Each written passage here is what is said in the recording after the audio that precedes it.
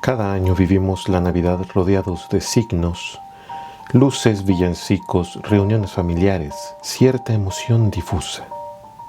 Pero la tradición de la Iglesia nos propone algo mucho más profundo, un verdadero tiempo de Navidad con su historia, su mística y su práctica espiritual. En este video quiero invitarte a contemplar ese tiempo con más profundidad. ¿Qué significa que la Navidad sea un periodo de 40 días? ¿Cómo se ha configurado en la liturgia? ¿Y qué transforma realmente en el alma cuando se vive de verdad? No se trata solo de conocer datos, sino de comprender una lógica espiritual. Cómo la Iglesia, como buena madre y maestra, nos hace recorrer interiormente el misterio del Verbo hecho carne.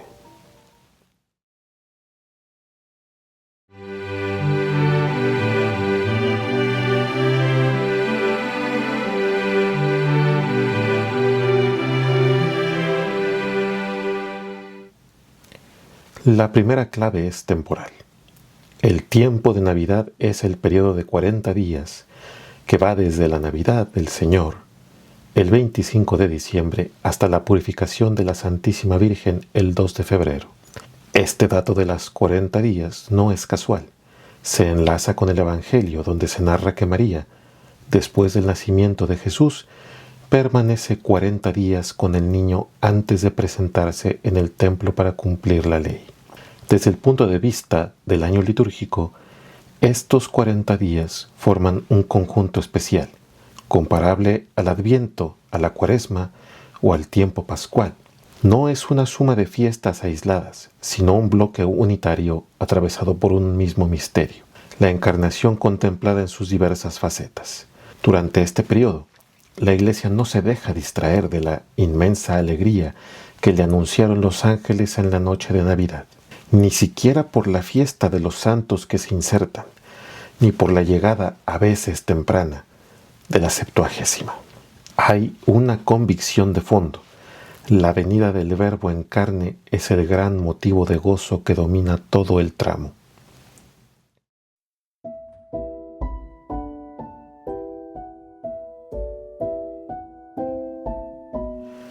En un principio, la Navidad no ocupó la misma fecha en la Iglesia oriental y occidental.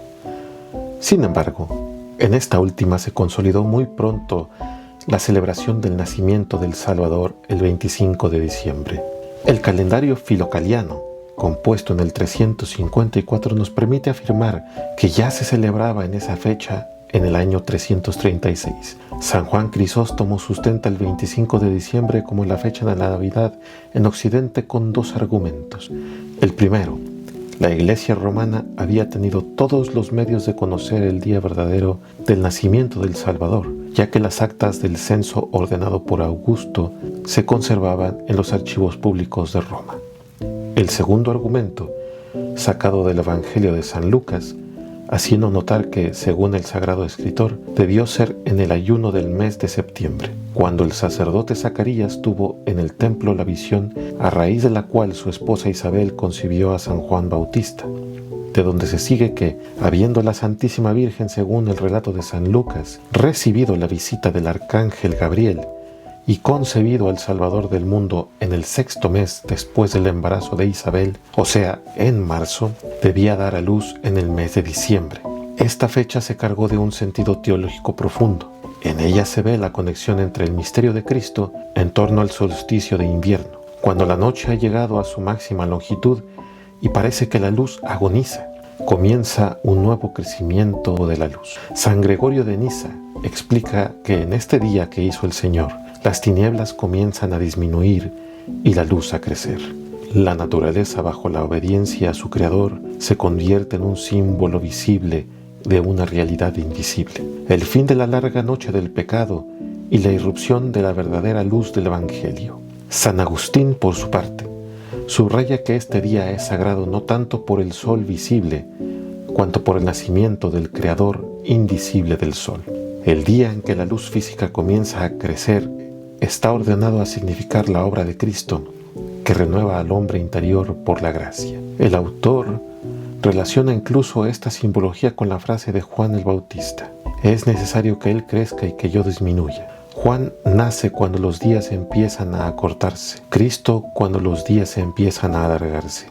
Una doble lectura histórica y simbólica en la que la liturgia se reconoce. La ciencia miope y ya anticuada de los Dupuis y de los Vonnet creía haber derrumbado los fundamentos de la superstición religiosa por haber descubierto entre los pueblos antiguos la existencia de una fiesta del sol en el solsticio de invierno. Les parecía que una religión no podía considerarse como divina, desde el momento en que su culto ofrecía analogías con fenómenos de un mundo que, si hemos de creer a la revelación, no fue creado por Dios sino en vista de Cristo y de su Iglesia. Nosotros, en cambio, los católicos, hallamos la confirmación de nuestra fe, donde estos hombres creyeron momentáneamente hallar su ruina. Piensan hoy muchos autores que esta fiesta fue fijada definitivamente el 25 de diciembre para alejar a los fieles de una fiesta pagana muy popular, la fiesta del solsticio, que celebraba el triunfo del sol sobre las tinieblas la noche del 24 al 25 de diciembre. Este sistema de oponer una fiesta cristiana a otra pagana, muy en boga, lo empleó la Iglesia con frecuencia en los siglos primeros y siempre con feliz resultado.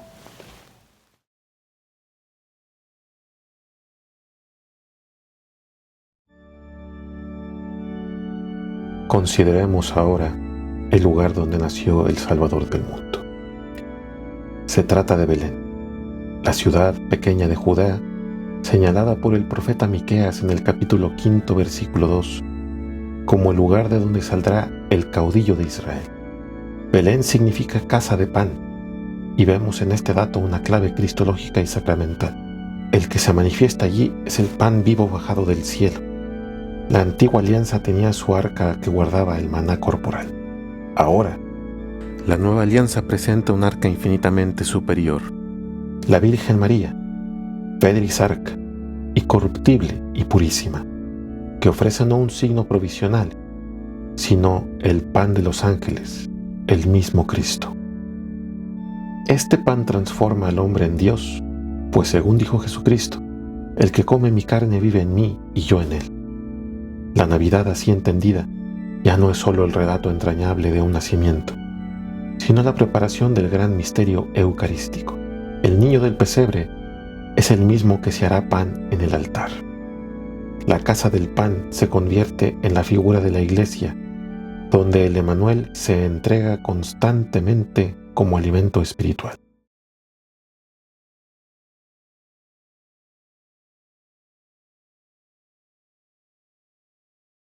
Describamos ahora una divina transformación esperada por siglos. El mundo y en particular la Iglesia habían suspirado por este momento durante todo el tiempo del Adviento. La hora llega cuando Cristo comienza a entrar en nosotros, pero no de modo automático, solo si queremos recibirle. El deseo de Cristo es unirse a cada persona como ya se ha unido a la naturaleza humana en general. Y el medio privilegiado que elige es hacerse nuestro pan, nuestro alimento espiritual. La finalidad de su venida a las almas en este periodo místico no es juzgar al mundo, sino salvarlo, para que todos tengan vida y la tengan en abundancia. Cristo no descansa hasta penetrar en el interior del creyente, hasta el punto de que ya no sea la persona quien viva, sino Él quien viva en ella. Para facilitar esta unión, el fruto de Belén se ofrece bajo la forma de niño.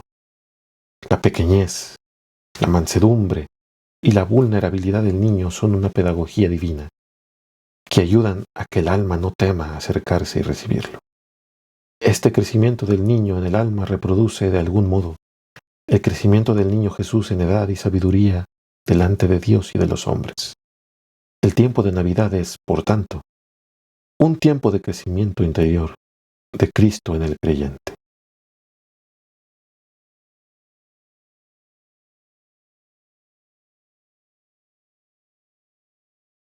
El tiempo del Adviento, el cual acabamos de pasar, corresponde sobre todo la vía purgativa, ese periodo en que el alma se desprende del pecado, combate la concupiscencia y se deja mover, en buena medida, por el santo temor del juicio de Dios. La Navidad inaugura otra etapa, la vía iluminativa. Aquí el acento ya no recae únicamente en apartarse del mal, sino en acoger la luz que viene, en dejarse instruir, penetrar y transformar por el Verbo encarnado. El alma que entra en Belén, es decir, en la casa de pan, y se une a aquel que es la luz del mundo, ya no camina en tiniebla. El misterio de Navidad se presenta como un misterio de luz. La gracia comunica al alma una claridad proporcionada a su fragilidad, pero real. Esta iluminación no es estática. La luz de Cristo está llamada a crecer en el corazón, como crecen progresivamente la manifestación y comprensión del misterio a lo largo de estos 40 días. Al celebrar el nacimiento de Cristo, la Iglesia celebra también el nacimiento de los cristianos. El nacimiento temporal del Hijo de Dios es principio del pueblo cristiano. La cabeza nace y con ella, en cierto modo, nace el cuerpo. En el prólogo de San Juan se afirma que todos los que reciben al Verbo y creen en su nombre reciben poder de hacerse hijos de Dios, no por carne ni sangre, sino por la voluntad de Dios. En el seno de Belén, figura de la Iglesia, nacen continuamente hijos de Dios en todo el mundo, especialmente en este tiempo. La lozanía de los misterios hacen que, aunque el hecho histórico sea único, su fruto espiritual sea siempre actual. La encarnación celebrada en Navidad se prolonga sacramentalmente en cada alma que se abre al Verbo, que lo concibe por la fe y lo da a luz por las obras. El tiempo de Navidad es así, escuela de maternidad espiritual. Aprender con María a dejar que Cristo sea engendrado y crezca en el interior.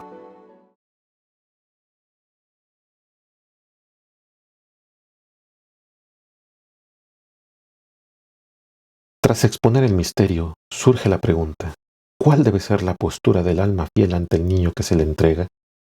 No es otra que la de la Iglesia, la cual ofrece al niño Dios 4 grandes atributos: la adoración, la alegría, el agradecimiento y el amor. La adoración es el primer deber. Si los ángeles se cubren el rostro ante la majestad divina, ¿qué corresponde al hombre pecador cuando ve a Dios anonadado en un pesebre? Aquí se produce un intercambio sublime. El Creador realiza Él mismo en nuestra carne los deberes de la criatura para con Dios. Ante esta humillación voluntaria del Verbo, la única respuesta adecuada es la adoración humilde y profunda.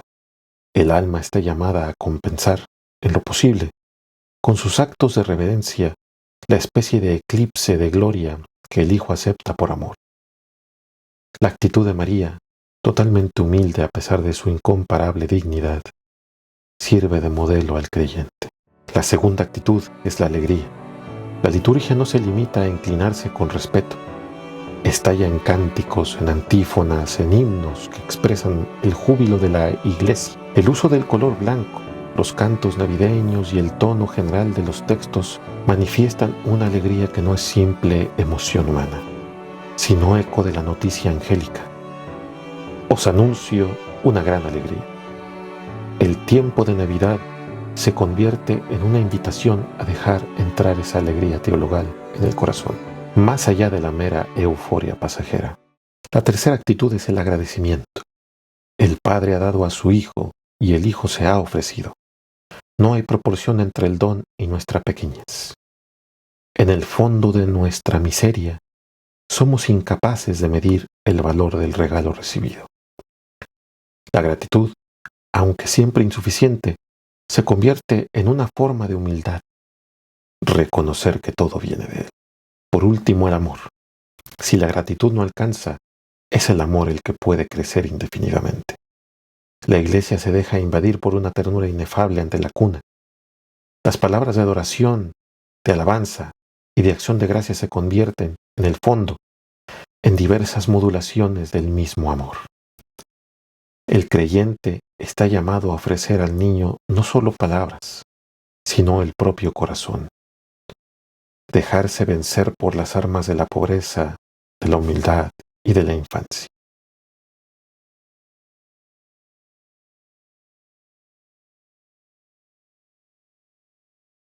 El tiempo de Navidad es la corona de los esfuerzos del Adviento. El alma que ha trabajado en purificarse se dispone ahora a recibir al Hijo de Dios. Se trata del tiempo de las bodas del Cordero. Dios se da a la Iglesia entera y a cada alma en particular con una ternura especial. Ante esta donación, el alma no puede permanecer pasiva. Debe imitar a la Iglesia, su madre, y ofrecer al niño los mismos actos interiores que la liturgia pone en sus labios.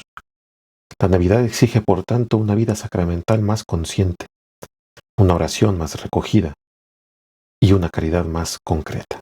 No basta con contemplar el pesebre. Hay que dejar que el misterio se traduzca en decisiones y cambios reales.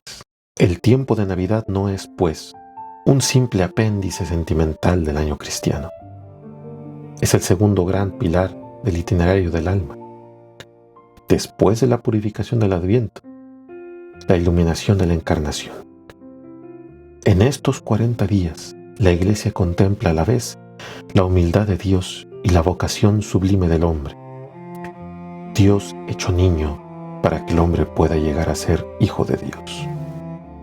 La cuestión decisiva no es solo si celebramos externamente la Navidad, sino si permitimos que este niño, pan vivo y luz verdadera, nazca, se alimente y crezca en lo más hondo de nuestra vida. Si este recorrido te ha ayudado a ver con más profundidad el misterio de tiempo de Navidad, puedes apoyar este trabajo con un like, compartir el video y seguir ahondando, junto con la Iglesia, en las riquezas de su año litúrgico. Se despide su anfitrión, la voz de la liturgia. Sancta Dei Genetrix, ora pro nobis.